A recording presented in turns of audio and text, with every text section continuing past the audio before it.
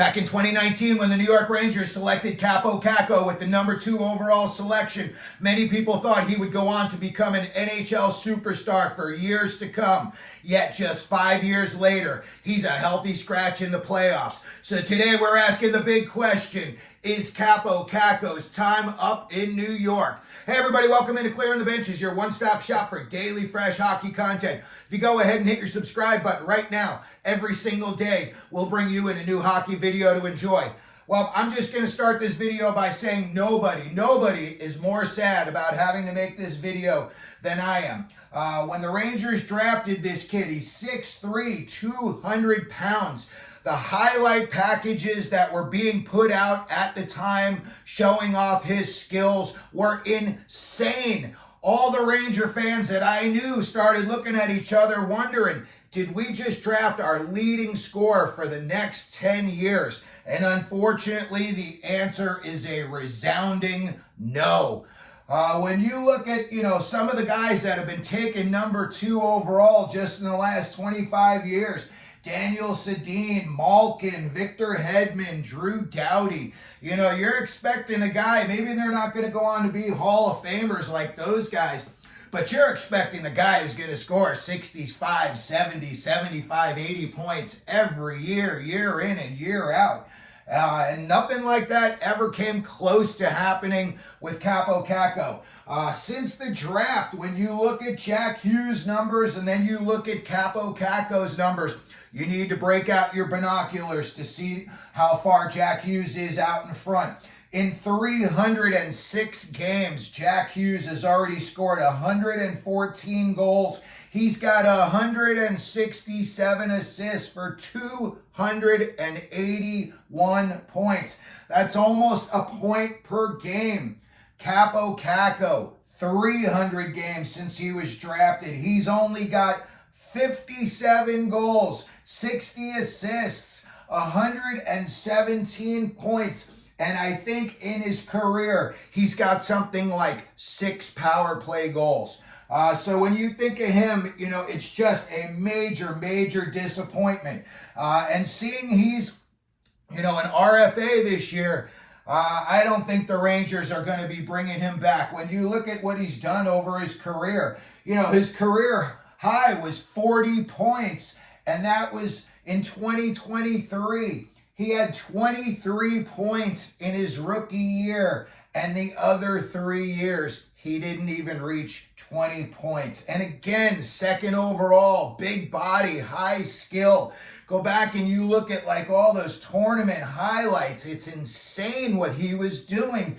And everybody thought at the very least, this guy was going to be rock solid first, second line player, that's for sure. And again, that just has not worked out that way in New York. So let's take a look at what the Rangers' options are. He is an RFA. Maybe the Rangers lowball him and they offer him a bridge deal. Maybe they say, hey, we'll give you 2 years at $1 million AAV. Otherwise, they could say, hey, go test the waters, see if anybody wants you. And if they do, come back and let us know, and we'll see if we want to match their offer or not. But, when you look at Kakko, look, the size and the skill are very tempting. But unfortunately, ever since this kid got drafted, he looked scared, and unfortunately, he kind of plays scared. He's always timid. When you looked at those highlight packages from when he was drafted, he was just like a bull in a china shop. And then when he got to the NHL, you're like, where is that guy? It was very disappointing. And again, he just looks nervous all the time. So maybe the Rangers would offer him a 2-year deal, 2 years, maybe $2 million. But I don't think so. I think if they have their choice, they're going to look to trade him. I think they've seen enough of him, and especially if Laviolette sticks around and the Rangers have some good kids coming up. You got Brennan Othman's going to be coming up real soon, and he is definitely looking like the real deal. If the Rangers were to try to trade Kaapo Kakko, I think you'd have 3 teams that would, show you some interest in him. And I think, again, a change of scenery could do the kid good. He came from Finland. He goes straight to New York City. People are very aggressive, very in your face in New York. They want you to win, and they want you to win now. So let's look at some possibilities if the Rangers were to, try to trade him. First team that comes to mind for me is the Montreal Canadiens. I know they want to get bigger. I know there's a lot of talk that they are very, very high on Caden Lindstrom in this year's draft. And if he were to fall to them at number 5, I've heard that they would jump to scoop him up. Montreal wants to get bigger. They've got 5 third-round draft picks in the next 2 years. Maybe you call the Rangers and you offer them a 3rd rounder. You say, hey, you're not getting a 2nd or 1st rounder anywhere in the league for this guy. So, hey, we've got 5 3rd rounders over the next 2 years. And you know what? Those are going to be pretty good picks. You're probably, if you were to get a 3rd rounder, you're picking in, the first half of the round at the very least. And again, I don't think you're going to get much for Kakko in the trade market, so that might be a good option. And again, when you look at what Montreal's got and the younger kids that they've got, Slafkovsky, Caulfield, Nick Suzuki, Justin Barron, those are all very highly skilled guys. And you look at Slafkovsky and Barron, those are 2 big-bodied guys.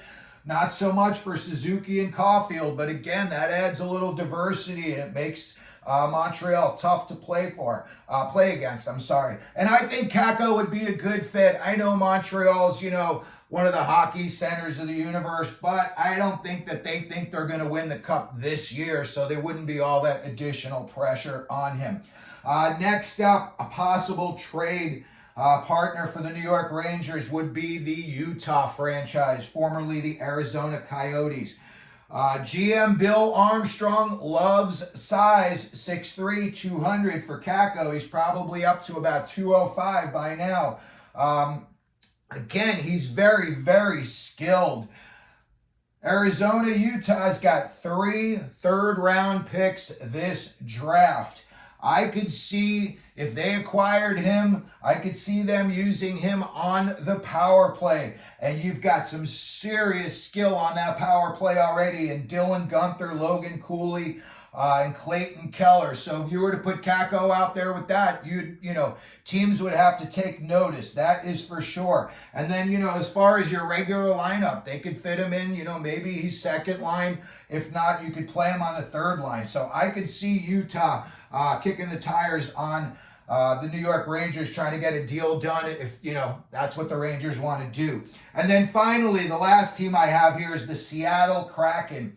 And again, I'm using 3rd rounders, because that's what I think Kaapo Kakko's value is going to be in a trade. Maybe even a 4th rounder. But, just for the video, we're going to say a 3rd rounder.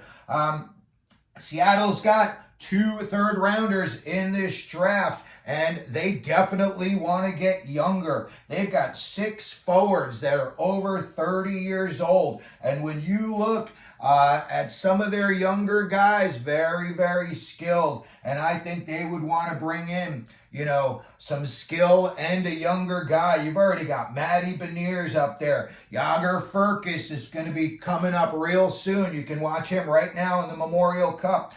Shane Wright looks like he may be figuring it out after all. I don't think he would have been worth the number 1 overall pick, but I think he's going to have a solid career.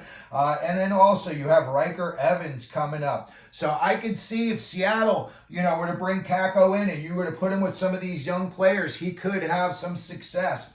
So again, I do think that Kaapo Kakko's time is up. He was a healthy scratch. They played Matthew Rempe. This is a nasty series they're playing in against Florida. I just don't think he fits in the Rangers' plans either in this series, and then especially if they were to make it to the finals where it's even going to get grittier. So I think in the offseason, again, they may offer him a bridge deal, but I think they may finally look to move on from him. So let me know what you think down in the comment section. Maybe you think your favorite team would be interested in Kakko. Let me know what you think they could, they would give up for him. If you could, please hit your like button, hit your subscribe button, and as we always do here at Clearing the Benches, let them know you're out there.